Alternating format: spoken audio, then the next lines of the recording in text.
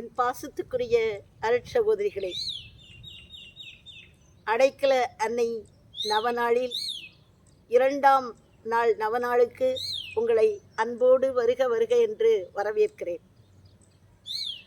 இந்த 2ஆம் நாளில் நம்முடைய சிந்தனைக்கும் தியானத்திற்கும் நாம் எடுத்துக்கொள்ளப் போகின்ற அடைக்கல அன்னை சபையின் மற்றொரு அடையாளம் சமூக தீமையின் ஒரு அங்கமாகிய ஜாதியம்.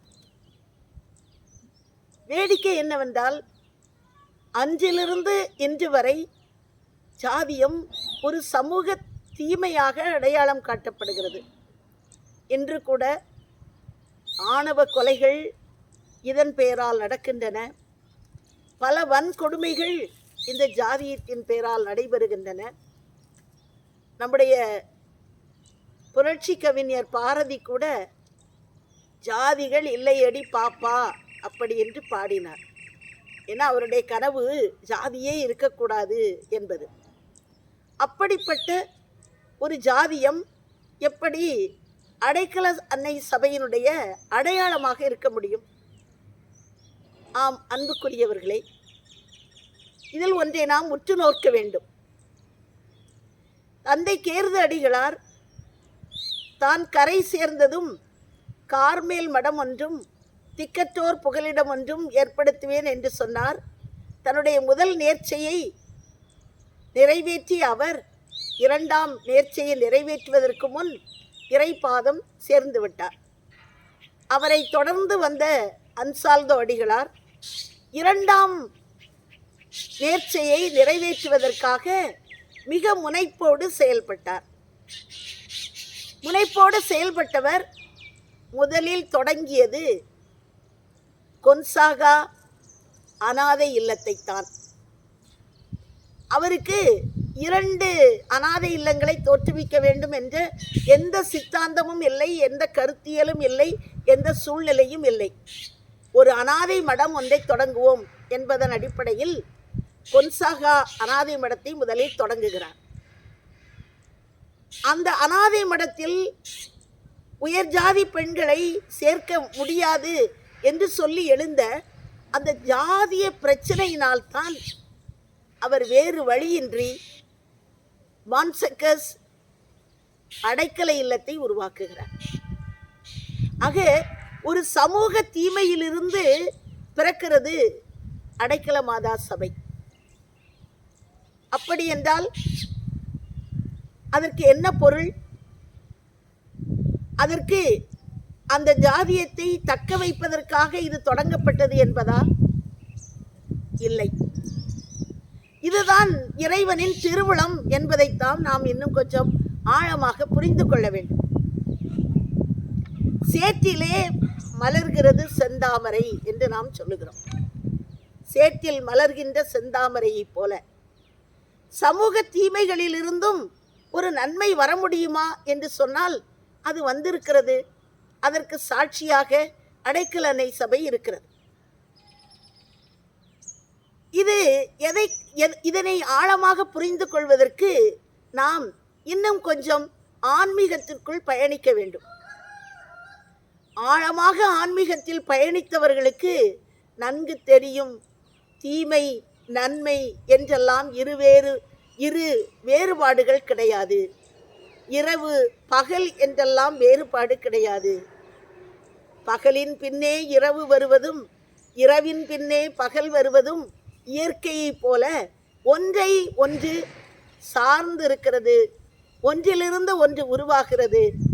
நன்மையிலிருந்து தீமையும் தீமையிலிருந்து நன்மையும் இரண்டும் கலந்ததுதான் இந்த மானுட வாழ்க்கை என்பது புரிந்துவிடும். எனவே பெரியாரை வியத்தலும் இளமே, சிறியாரை இகழ்தல் அதனிலும் இளமே என்பதை அதனால்தான் அப்படி நம்முடைய முன்னோர்கள் சொல்லி சென்றனர். பெரியவர்களை வியந்து நீ கொண்டாட வேண்டிய அவசியம் இல்லை. சிறியவன் என்று சொல்லி எளியவன் என்று சொல்லி நீ அவனை மறுக்க வேண்டிய அவசியமும் இல்லை என்று சொல்லி நமக்கு சொல்லி சென்றிருக்கிறார்கள். இதனுடைய ஆழமான பொருள் என்ன? சமூக தீமைகள் என்று சொல்பவை நாம் தேவையற்றவை என்று விளக்கப்பட வேண்டியதாக இருந்தாலும் அவைகளை வெறுத்து ஒதுக்க வேண்டிய அவசியம் இல்லை. பல சமயங்களிலிருந்து, பல தீமைகளிலிருந்து நன்மைகள் வருவது சாத்தியமாக இருக்கிறது. நீங்கள் இந்த தேவர்களும் அசுரர்களும் சென்று பார்க்கடலை கடைந்து அங்கிருந்து அமுதம் கொண்டு வர வேண்டும் என்பதற்காக சிவபெருமான் கழுத்தில் இருந்த அந்த வாசுகி என்ற பாம்பை கயிறாக திரித்து மலையை, மேருமலையை மத்தாக கொண்டு பார்க்கடலை கடைகிறார்கள். பார்க்கடலை கடைந்த பொழுது முதலில் வெளிவந்தது என்ன? விஷம். தேவர்களும் அசுரர்களும் கூட அதை கண்டு மிகவும் அச்சப்பட்டார்கள். ஆலகால விஷம். அந்த விஷத்தை, அந்த விஷத்திற்தான் முதலாக பார்க்கடலிலிருந்து வந்தது விஷம்தான். கடைசியாக வந்ததுதான் அமுதம். ஆக அதே கடலிலிருந்து விஷமும் வந்தது, அதே கடலிலிருந்து அமுதமும் பிறக்கிறது. ஆக அன்புக்குரியவர்களே, சமூக தீமைகளை நாம் எப்படி புரிந்து கொள்ள வேண்டும், எப்படி அவற்றிற்கு பதில் சொல்ல வேண்டும் என்பதை இதிலிருந்து நாம் புரிந்து கொள்கிறோம். தீமை என்பது ஒன்று முற்றிலும் ஒதுக்கப்பட வேண்டியது என்பது அல்ல. அதனை எப்படி புரிந்து கொண்டால் அது எப்படிப்பட்ட நன்மை பயக்கும் என்பதைத்தான் இது நமக்கு சுட்டி காட்டுகிறது. எனவே தீமைகளை எப்படி கையாள்வது, எப்படி அவைகளுக்கு பதில் இருப்பது என்பதை நாம் புரிந்து கொள்ள வேண்டும். ஜாதியம் மிகப்பெரிய தீமைதான். ஆனால் அந்த ஜாதியத்தை எப்படி புரிந்து கொள்வது? இதனை புரிந்து கொள்வது என்பது ஒரு மனிதனை புரிந்து கொள்வதற்கு, அவனுடைய கலாச்சாரத்தை புரிந்து கொள்வதற்கு, அவனுடைய மனநிலையை புரிந்து கொள்வதற்கு, அவனுடைய பழக்க வழக்கங்களை புரிந்து கொள்வதற்கு, அவனுடைய இயலாமைகளை புரிந்து கொள்வதற்கு, அவனுடைய சூழ்நிலைகளை புரிந்து கொள்வதற்கு நாம் அதை பயன்படுத்தலாம். ஏனென்றால் ஒரு சமூக பின்னணியிலிருந்து வருகிறவர்கள் அவர்கள் எப்படிப்பட்ட ஒரு திங்கிங் வைத்திருக்கிறார்கள், எப்படி உணர்கிறார்கள், எப்படி எவற்றை அவர்கள் முக்கியமாக கருதுகிறார்கள், எது அவைகளுக்கு முக்கியம் இல்லாமல் இருக்கிறது என்பதையெல்லாம் அதிலிருந்து புரிந்து கொள்ள முடியும். ஆனால் அவைகள் ஒருபொழுதும் ஒரு மனிதனை இன்னொரு மனிதனிடத்திலிருந்து வேறுபடுத்துவதற்காக, அவனை பிரித்து வைப்பதற்காக, அவனை வேண்டாம் என்று சொல்வதற்காக அது பயன்படுத்தப்பட்டால் அதுதான் தீமை என்பதை நாம் புரிந்து கொள்கிறோம். ஆக அன்புக்குரியவர்களே, நம்மிடத்திலும் இந்த தீமை இருக்கிறது. இந்த தீமையை நாம் எப்படி அணுகுகிறோம், எப்படி புரிந்து கொள்கிறோம் என்பதை பொறுத்துத்தான் அதனுடைய நன்மையும் தீமையும் இருக்கிறது. இன்னொன்றையும் நாம் இதிலிருந்து புரிந்து கொள்ள வேண்டும். தீமைகளை இந்த உலகத்திலிருந்து முற்றிலுமாக அகற்றிவிட முடியுமா என்று சொன்னால் நிச்சயமாக முற்றிலுமாக அகற்றிவிட முடியாது. ஏனென்றால் அகற்றி விடுவது என்பது இந்த பிரபஞ்சத்தில் சாத்தியமில்லாத ஒன்று. ஒன்றோடு இணைந்துதான் வாழ வேண்டும், ஒன்றோடு இணைந்துதான் அது வாழ முடியும் என்பதை நாம் புரிந்து கொண்டிருக்க வேண்டும். இதற்கு இந்த மகாபாரதத்திலிருந்து ஒரு சிறிய கதையை நான் இங்கு விளக்குகிறேன். மகாபாரதம் தொடங்குகின்ற போது ஜனமே ஜெயன் என்று சொல்லக்கூடிய அந்த மன்னன், அதாவது அர்ச்சுனனுடைய பேரனுடைய மகன், அவன்தான் முதல்ல இந்த மகாபாரத கதையை தொடங்கி வைப்பான். அவன் ஒரு ஏறக்குறைய 100 யாகங்கள் செய்து தேவர்களுக்கு நிகரான வலிமையை பெற்றிருந்தான். அவனுடைய ஒரு நோக்கம் என்ன என்று சொன்னால், இந்த உலகத்தில் பாம்புகளே இருக்கக்கூடாது, எல்லா பாம்பு கூட்டங்களையும் நான் அழிக்க வேண்டும் என்று சொல்லி ஒரு மிகப்பெரிய யாகத்தை நடத்தினான். அதுக்கு என்ன காரணம்? அவனுடைய அப்பாவை ஒரு பாம்பு கடித்து கொன்று விட்டது. தட்சகன் என்ற பாம்பு அவனுடைய அப்பாவை கடித்து கொன்றுடுச்சு. அதனால பாம்பு இனத்தையே அழித்து விடுவேன். பாம்பு இனம் மிக கொடியது, கெட்டது. மக்களுடைய வன்மம், பகை, கோபம், வர்மம், காமம் இவைகளின் அடையாளமாக இருக்கிறது இந்த பாம்புகள். எனவே அனைத்து பாம்புகளையும் அழித்து விட்டால் இந்த உலகத்தில் எந்த தீமையுமே இருக்காது அப்படி என்று சொல்லி மிகப்பெரிய யாகத்தை வளர்க்கிறான். அந்த யாகத்தை வளர்த்த போது எல்லா பாம்புகளும் சாரையாக அந்த யாகத்தில் விழுந்து எல்லாம் மடிந்து போகின்றன. ஆனால் தட்சகன் என்ற அந்த பாம்புகளின் அரசன் மட்டும் வரவில்லை. அவன் நேரே போய் நம்முடைய வியாச முனிவரிடத்தில் வந்து வணங்குகிறான். ஐயா, இது நியாயமா? எங்களுடைய இனத்தையே அழித்து விட வேண்டும் என்று கங்கணம் கட்டிக்கொண்டு ஜெயமேஜதன் என்பவன் இப்படி ஒரு யாகம் செய்கிறானே, இது எப்படி சாத்தியமாகும் என்று. அதற்கு வியாசர் சொல்வார், எல்லோருக்கும் வாழ்வதற்கு உரிமை உண்டு. அனைவருக்கும் கிடைக்கின்ற காற்றும் கிடைக்கின்ற நீரும் உணவும் எல்லாருக்கும் பொதுவானவை. அது கடவுள் கொடுத்தது. உனக்கு இல்லை என்று யார் சொல்வது? உன்னை முற்றிலுமாக அழித்துவிட முடியாது அப்படின்னு சொல்லி அனுப்புகிறார். அப்பொழுதுதான் அந்த யாகம் செய்கின்ற அந்த ஜெயன் எப்படியாவது அனைத்து பாம்புகளையும் அழித்துவிட வேண்டும் என்று நினைக்கிறவன் கடைசியில் ஆஸ்திகன் என்று சொல்லி ஒரு ஞானி அங்கு வர்றார்.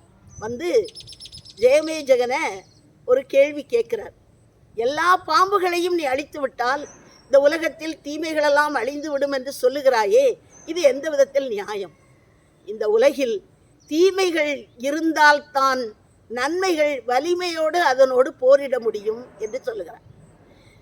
தீமைகள் இருந்தால்தான் நன்மைக்கு வலிமை பெறும், அல்லது எதனோடு போரிட முடியும்?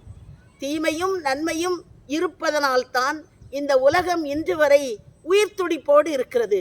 ஒன்றோடு ஒன்று உரசி கொள்ளுகிறது, ஒன்றோடு ஒன்று மோதுகிறது. அதனால் செயலூக்கம் பெற்றதாக இருக்கிறது, செயல்திறன் கொண்டதாக இந்த உலகம் இருக்கிறது. அல்லது இந்த உலகம் செயலிழந்து போய்விடும்.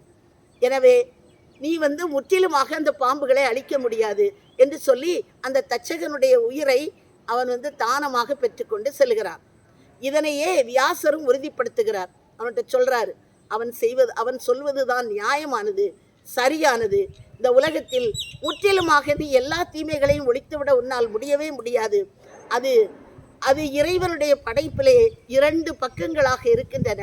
அவைகள் ஒன்றோடொன்று மோதுவதனால் இந்த உலகில் தீமைகள் பிறக்கின்றன என்று சொல்வதை விட இவைகள் செயல்திறனோடு நன்மைகள் விளங்குவதற்கு இதுதான் காரணமாக இருக்கிறது என்று சொல்லி அதை முடித்து வைப்பார். ஆக அன்புக்குரியவர்களே, நன்மை தீமை என்ற நம்முடைய மனோபாவம், நம்முடைய பார்வை, நம்முடைய புரிதல் முற்றிலுமாக நாம் இன்னும் கொஞ்சம் வெளிச்சமடைய வேண்டும். நம் மனம் கொஞ்சம் வெளிச்சமடைய வேண்டும். அப்பொழுதுதான் நல்லவர்கள், கெட்டவர்கள், தீயவர்கள், மேன்மையானவர்கள் என்று சொல்லுகின்ற இந்த பாகுபாடுகளிலிருந்து நம் மனம் கழுவப்படும். நமக்கு நிறைய அந்த மாதிரி பாகுபாடு இருக்குது. இதெல்லாம் நல்லது, இதெல்லாம் கெட்டது, இவங்கெல்லாம் நல்லவங்க, இவங்கெல்லாம் கெட்டவங்க. யார் சொன்னது? இந்த பாகுபாடை ஏற்படுத்தியது யார்? நம் மனசுதானே இந்த பாகுபாடை ஏற்படுத்துகிறது. அப்படி என்றால் அந்த மனம் இத்தகைய பாகுபாடை ஏற்படுத்தாத நிலை வருகின்ற போதுதான் அதற்குத்தான் அந்த மனதிற்கு ஒரு ஞானம் வேண்டும் என்று நாம் சொல்கிறோம். ஞானம் பெற்ற மனம் ஒருபொழுதும் இது நல்லது என்றோ கெட்டது என்றோ பிரித்து வைப்பது இல்லை. ஆக நல்லதிலிருந்தும் எல்லா தீமைகளிலிருந்தும் நன்மைகளும் வரக்கூடும் என்பதை நாம் புரிந்து கொள்வோம். எந்த பிரச்சனைகளிலிருந்தும் ஒரு நன்மைகள் வரக்கூடும் என்பதை நாம் புரிந்து கொள்வோம். எனவே நம் வாழ்வில் இப்படி நாம் இதனை சந்திக்கின்றோம். தீமைகளை அல்லது தீமைகள் வருகின்ற போது, தீமைகளை நாம் எதிர்கொள்ளுகின்ற போது எப்படி இவைகளுக்கு நாம் பதிலிருக்க போகிறோம்? ஆக தீமைகளை மறுசுழற்சி செய்ய நாம் கற்றுக்கொள்ளுகிறோமா? ஆக மறுபார்வை பார்க்க நாம் கற்றுக்கொள்ளுகிறோமா? மறு புரிதலுக்கு நம்ம இட்டு செல்லுகிறோமா? ஜாதியம் என்றால் அதனுடைய மறு புரிதல் என்ன? இப்படிப்பட்ட ஒரு தீமை இருக்கிறது என்றால் அதன் மறு புரிதல் என்ன? நாம் எப்படி புரிந்து கொள்ள வேண்டும் என்பதை ஒரு மறு புரிதலுக்கு நம்மை உட்படுத்த வேண்டும்.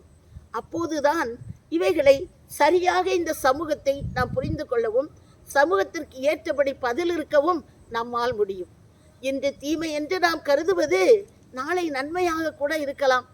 பல நன்மைகள் இன்று தீமையாகி போய்விட்டன. ஒரு காலத்தில் உடன்கட்டை ஏறுதல் என்பது மிகப்பெரிய ஒரு நியாயமாக ஞானமாகப்பட்டது. இன்று உடன்கட்டை ஏறுவது என்பதை யாருமே நினைத்து பார்க்க முடியாத ஒரு மிக மோசமான ஒரு பழக்கமாக இருக்கிறது. ஆக காலம்தான் இவற்றை நிர்ணயம் செய்கிறது. ஒவ்வொரு காலகட்டத்திலும் எது மற்றவர்களுக்கு, மனிதனுக்கு தீமை பயக்கிறது, அந்த தீமையிலிருந்து அவற்றிலிருந்து எப்படி விடுதலை செய்வது என்பதை ஆழமாக புரிந்து கொண்டால், ஞானத்தோடு இவைகளுக்கு பதில் இருத்தோம் என்றால் நிச்சயமாக நாம் வாழும் சமூகத்திற்கு மிகப்பெரிய நன்மைகளை செய்யக்கூடியவர்களாக இருப்போம். இந்த இடத்தில் நம்முடைய இயற்கையிலிருந்தும் நாம் சிலவற்றை கற்றுக்கொள்ள வேண்டும். நம்முடைய இயற்கையில் ஏராளமான குப்பைகள் கிடக்கின்றன. தீமைகளை மாதிரி இந்த உலகில் தீமைகளை காண்கிறது போல இந்த உலகில் குப்பைகள் ஏராளமாக மண்டி கிடக்கின்றன. நாமும் இந்த குப்பைகளை உருவாக்குவதில் முன்னணியில் இருக்கிறோம். அதிகமான குப்பைகளை உண்டாக்கி கொண்டிருக்கிறோம். ஆனால் இந்த குப்பைகளை மறுசுழற்சி செய்ய வேண்டும் என்று சொல்லி இயற்கை ஆர்வலர்கள் நம்மை தூண்டுகிறார்கள். மறுசுழற்சி செய்கிறோமா? இந்த மறுசுழற்சிக்கு தடையாக இருக்கிறது என்ன அப்படின்னு சொன்னா யூஸ் அண்ட் த்ரோ கல்ச்சர். இன்றைக்கு அதற்கு மிக அடிமைப்பட்டு போனவர்கள் யார் என்றால் துறவிகளாகிய நாம் தான். எது ஒன்றா அது கொஞ்சம் பழசாயிடுச்சுன்னா தூக்கி எறிந்து விடு என்று சொன்ன காலம். ஒரு காலகட்டத்தில் நாம் அணிந்திருந்த செருப்பு முதலாய் நாம் அதனை பழுது பார்த்து தான் செருப்பை அணிந்து கொண்டிருந்தோம் இல்லையா? உடைகளை தைத்துத்தான் அவைகளை அணிந்து கொண்டிருந்தோம். அவைகளை எவ்வளவு பழசானாலும் அதனை நம்ம தூக்கி போடுறது கிடையாது. அப்படித்தான் வாழ்ந்து வந்தோம்.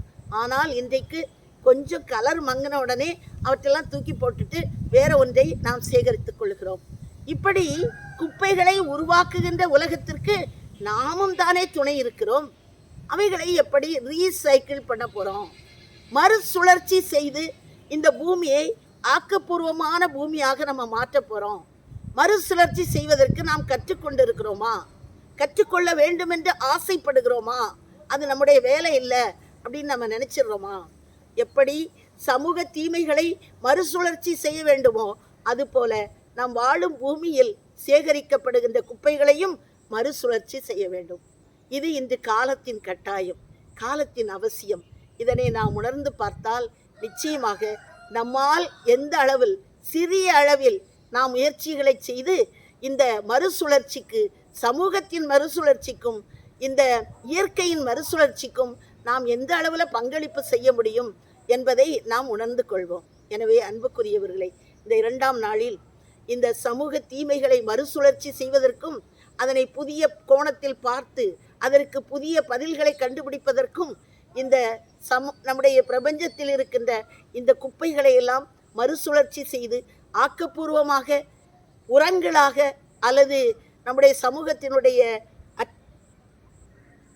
அருமையான பண்புகளாக மாற்றுவதற்கு நம்மால் என்ன செய்ய முடியும் என்பதை நீங்கள் ஆக்கப்பூர்வமாக கண்டுகொள்ள வேண்டும் என்று உங்களை அன்போடு கேட்டுக்கொண்டு மீண்டும் என் அன்பை உங்களுக்கு தெரிவித்து முடிக்கிறேன். நன்றி, வணக்கம்.